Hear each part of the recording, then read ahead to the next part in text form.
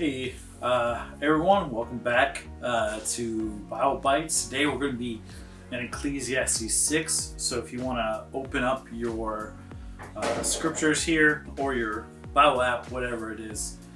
We've been doing these for a little bit now. As I was uploading the last one, I noticed that you can see the time frame. Right, the time frame differential, so I know that my hair is getting a little out of control with what's going on, but it reminded me just how long we've been in this isolation, and so I just want to put out just that I hope you guys are doing okay. We're praying for you guys, and really just hoping that there's an end in sight to this where things can kind of return back to normal. We miss being together for sure, but one day it will happen. I know that for a fact. We will be together.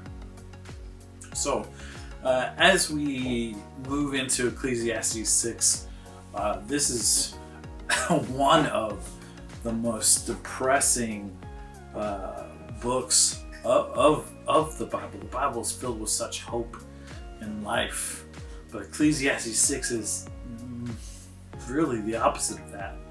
This is that kind of hopeless mentality that Solomon has. This is the height of this under the sun mentality, a life without eternity.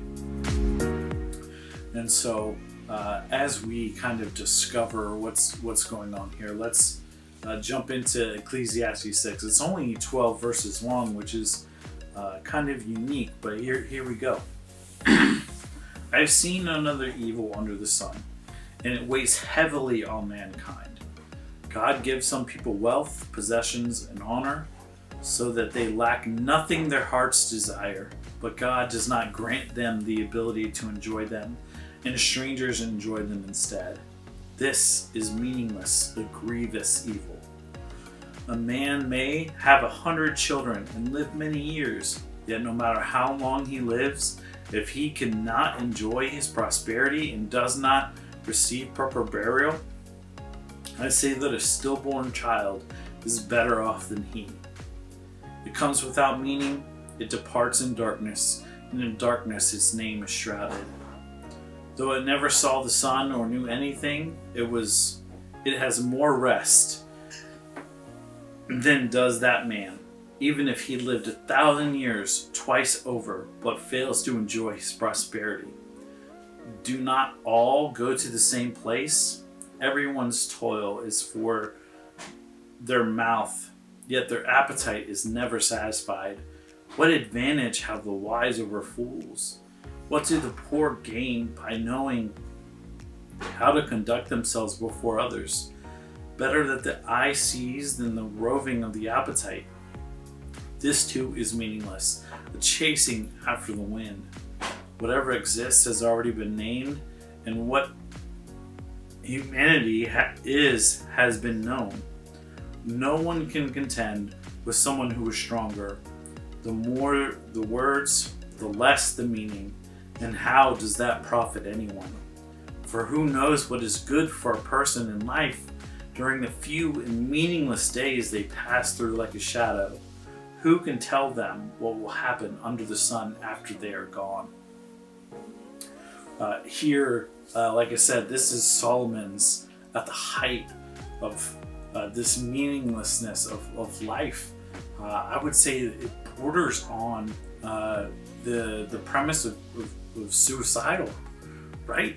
He says that it's better to not be born at all than to live meaningless life. What kind of despair brings a man to this? Solomon chases, he spends much of his life chasing after fulfillment in other things. So he chases lovers, he chases wealth, he chases wisdom. And he finds some good things in here, but as he reflects on his life, he sees that things are just, what do they matter if everyone dies in the end, right? If everyone winds up in the ground in the end, it doesn't matter that you've acquired $100 billion, or if you've acquired 10, or if you've had 1,000 sons. What does it matter if all of those things come to an end? And so we see that the height of this under the sun mentality, where Solomon just can't seem to reconcile what any of it means. Now he's gonna come to a different conclusion here in the end, but we're gonna see his thought process as he moves along here. So Ecclesiastes 6 is really just this depressing question of what in life actually has any meaning at all. And so the one thing that he doesn't seem to argue here is faith, right? He can show you how meaningless wisdom is, how meaningless wealth is, how meaningless just this lineage leaving these 1,000 kids, sons are. He can point to all those things. And certainly in life, I personally don't think those things are meaningless, right? But in this mentality that Solomon is in, that's the conclusion that he comes to. But I notice in all of it, he doesn't mention faith. And he kind of comes to at the end, he kind of comes, I think he's coming around to that, right?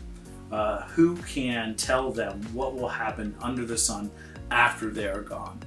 Well, he leaves this question open-ended, but I can tell him the answer, because unfortunately for Solomon, he wasn't around to witness the gospel of Christ. And so for me, I've had that opportunity, right, to see the gospel of Christ, not to actually be there and live it, but to see it lived out, and what it means for Christians and people. And so God can, right? That's the answer to his question, is who can tell you? God can. And that's where this kind of everything is meaningless is gonna lead to, is that despite it all, God is going to rise above everything. He is the creator. He is magnificent and holy and righteous. And so as Solomon ponders these things in his mind, heaven is kind of absent of them.